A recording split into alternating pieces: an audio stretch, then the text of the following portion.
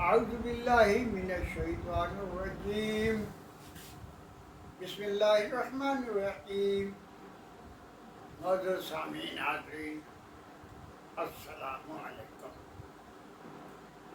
میں آپ کے سامنے دانش مند وہ ہے جو دو بھلائیوں میں سے بڑی کو چن کر حاصل کر لے اور دو نقصانوں میں سے بڑے نقصان سے بچے کے عنوان پر کچھ کہنا چاہتا ہوں۔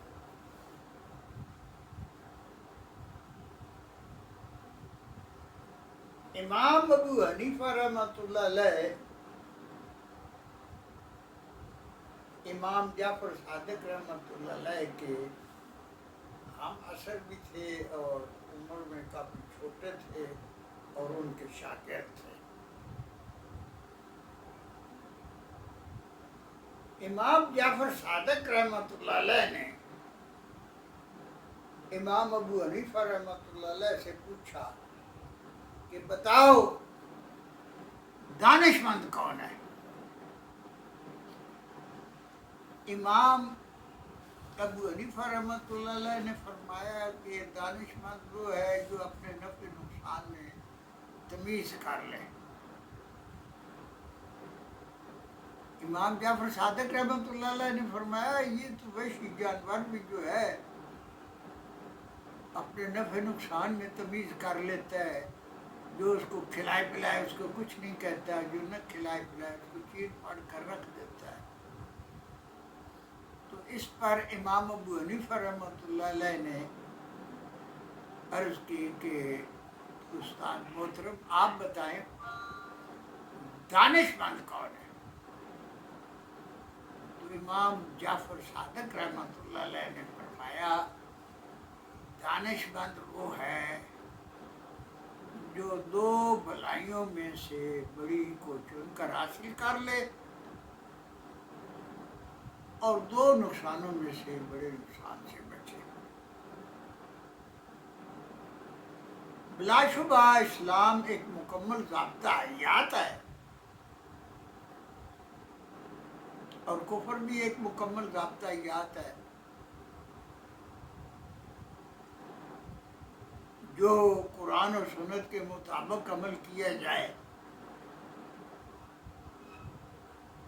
اللہ تعالیٰ کی رضا کے لیے تو وہ اسلام ہے۔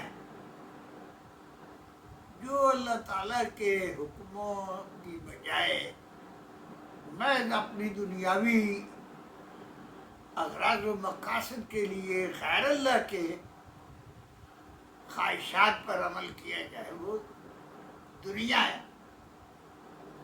وہ بے دینی ہے۔ تو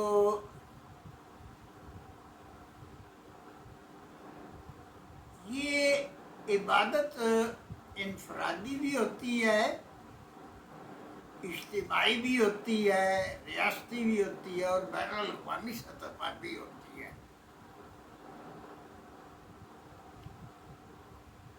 اور علماء دین کا یہ متفقہ فتویٰ ہے کہ انفرادی عبادت کو اجتماعی عبادت کے وقت چھوڑ کر اجتماعی عبادت میں شامل ہو جاؤ اور اجتماعی عبادت کا ثواب انفرادی عبادت کے مقابلے میں قطرہ اور سمندر کی طرح بڑھ جاتا ہے۔ تو یہ انفرادی سے اجتماعی، اجتماعی سے ریاستی، ریاستی سے بین الاقوامی سطح پر یہ سمجھ لیں کہ قطرہ سے سمندر اور سمندر اگر قطرہ ہو تو پھر اس سے آگے ریاستی عبادت جو ہے وہ قطرہ سے سمندر کی طرح، اور اگر وہ قطرہ ہو تو بین الاقوامی سطح پر اگر آزاد نہ ہو، الگ نہ ہو اور قرآن اور سنت پوری دنیا میں سپریم لا آف لینڈ نہ ہو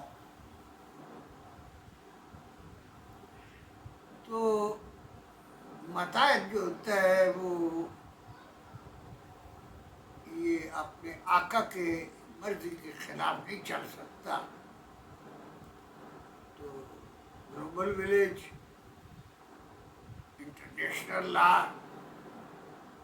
اور بین الاقوامی حالات اور قوانین بھی میری اس بات کی تصدیق کرتے ہیں. اگر عمل پازیٹیو ہو، ثواب کے لیے ہو، امر بالمعروف ہو، تو وہ نیکیوں میں اسی طرح ان کا درجہ بدرجہ ثواب بڑھتا چلا جاتا ہے. اگر وہ گناہ ہو، منفی ہو، گناہ کبیرہ ہو، تو پھر وہ قطرہ سے سمندر کی طرح برائیوں میں وہ مقام بڑھتا چلا جاتا ہے. تو دانش مند وہ ہے جو دو بلائیوں میں سے بڑی کو چن کر حاصل کر لے اور دو نقصانوں میں سے بڑے نقصان سے بچے. اسی وجہ سے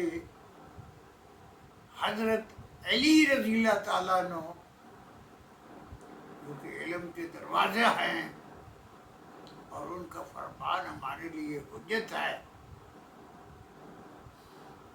سنت ہے، اور حضور پاک صلی اللہ علیہ وسلم کے فرمان کے مطابق ایسے فتنہ کے دور میں جو وہ فرمائیں گے ان پر عمل کرو. کہ ہمیں حضرت علی رضی اللہ تعالیٰ عنہ کے فرمان کو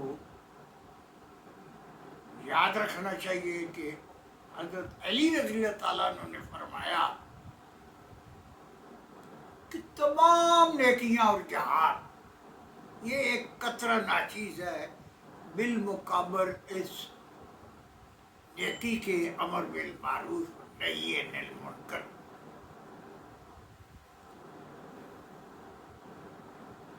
اس کی تشریح امام باقر رحمۃ اللہ علیہ نے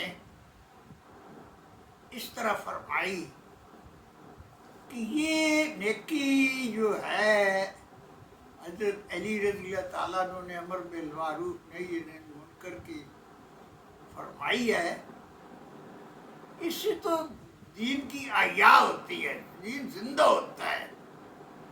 یعنی خلافت منہاج النبوہ عصر نو اس کی احیاء ہو جاتی ہے، ملوکیت ختم ہو جاتی ہے، کاٹ کھانے والی بادشاہت ختم ہو جاتی ہے، جبر و اکراه کا دور نہیں آتا اور پھر دین زندہ ہو جاتا ہے. اس سے فرض واجب پیدا ہوتے ہیں، کافر سے مسلمان، جاہل سے عالم، اور علماء جو ہیں وہ معلوم نہیں ان کا کتنا اونچا مقام بڑھتا چلا جاتا ہے. تو یہ علامہ اقبال نے بھی یہی کہا کہ جدا جب دین ہو سیاست سے تو رہ جاتی ہے چنگیزی. یعنی جب قرآن و سنت کو سپریم لا آف لینڈ بنانے کے لیے ذہن میں سے یہ سوچ ہی نکال دی جائے کہ بس جی ہم علماء جو ہیں یہ سیاست میں حصہ نہیں لیں گے، تو پھر وہ چنگیزی جو ہے، چنگیزیت، اس پر کاربند ہو جائیں گے. کاربند ہونا اپنا پسند، اپنے آپ کو خوش ہو جائیں گے، مطمئن ہو جائیں گے. جس پر علامہ اقبال نے کہا وائے نادانی کہ متائے کارواں جاتا رہا، کارواں کے دل سے احساس زیاں جاتا رہا۔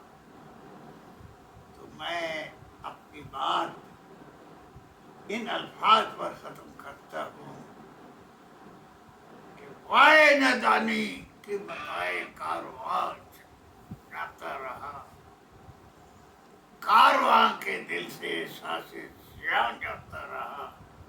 دنیا بھر کے مسلمانوں ایک ہو جاؤ اور تمام ادیان پر دین حق کو غالب کر کے نبی پاک صلی اللہ علیہ وسلم کی مردہ سنت کو زندہ کرو۔ اللہ تعالیٰ ہمیں اس کار خیر میں زیادہ سے زیادہ حصہ لینے کی توفیق عطا فرمائے۔ وما علیہ الا البلاغ المبین۔ اجازت دے، خدا حافظ، السلام علیکم۔